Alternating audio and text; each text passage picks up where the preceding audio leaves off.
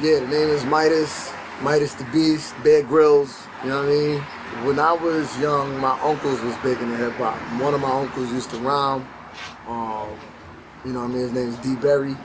And my other uncle, my Uncle Randy, you know what I mean? They used to get it in. And, you know, I was just the little homie trying to be down with the older cats, you know what I'm saying? So they was, and my Uncle Chris, man, they was putting me on the, you know, the essentials, Nas, Wu-Tang, Mobb Deep, whatever. So just hearing all that stuff just gave me kind of like a battery, you know what I mean? And I kind of wanted to do it too, especially since they was rhyming. I just wanted to kind of be like them. So that's kind of how I got in. I finally got to a point where I could get my own tapes, you know what I'm saying? And I got I had Tikal. I think Tikal was my first tape, you know what I'm saying? So I had this Tikal tape and I played it out, just bananas. And I had never heard anybody else from Wu-Tang. I heard Tikal before I heard 36 Chambers, you know what I'm saying? That's how my life went. And my man was like, yo, I want to get that Tikal tape. I'm going to let you borrow this Raekwon tape, this, you know, Cuban Links. And I was like, I don't know if I want that. He was like, nah, you should check it out. And I remember hearing Cuban Links, which is now my favorite album, you know, of all time, whatever. And the version I had of Cuban Links on tape, it was dubbed with the tissue in the tops and all that. And it cut off right in the middle of Verbal Intercourse. So for years, I didn't even know Ghostface was on Verbal Intercourse. You know what I'm saying? Like, so nah, that's probably the first time that I was just hearing Cuban Links. I was just wow, like wow, this is what you could do with this stuff. This is crazy. My mother's always been a big supporter.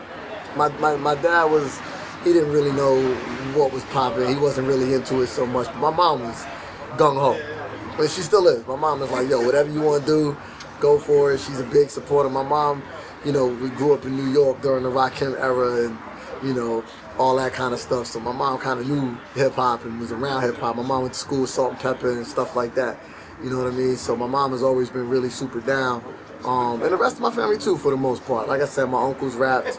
You know what I mean? It wasn't, and my family has always been, my family's a young family, you know what I mean? So everybody's always been, you know, really down with whatever's current, whatever's popping.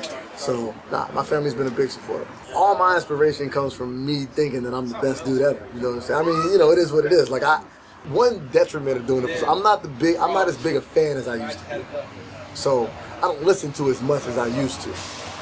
But I'm less of a fan, more of a competitor. You know what I'm saying? Because, like, at this point, everything I listen to, I'm like, y'all like that? Or y'all like that? And y'all ain't heard me yet. Like that's how I feel about everything. So my inspiration always comes from, you know, Zarvis might say, yo, peep this new joint.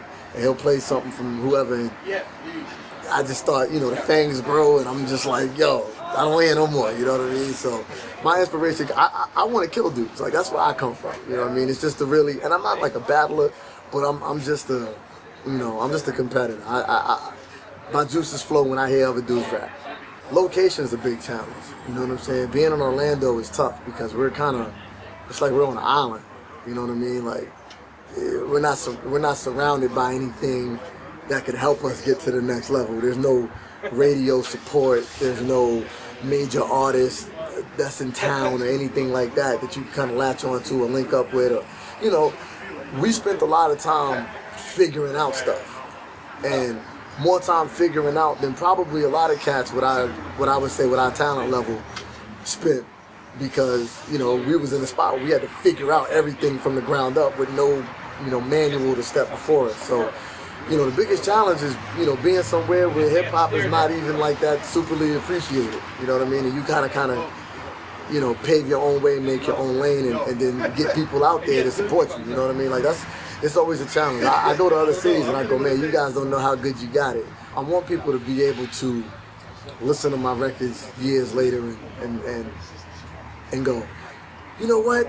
I heard this album 750 billion times and I never noticed this line right here. Or I never noticed this line. Oh, yo, I just figured out what he was saying right there. Like that's, for me, that's what I grew up thinking. Like I remember hearing it was written and then 3 years later going, that's what Nas means. Okay, you know, I want to leave that whole, it's just about the writing to me. I want cats to just be, I want them to still find out new things in the writing years and years and years to come. I find out new stuff in the stuff I write. I listen back and go, oh, I wasn't even trying to say that, and I said that. Like, you know, I think that's the beauty of it. You know what I mean?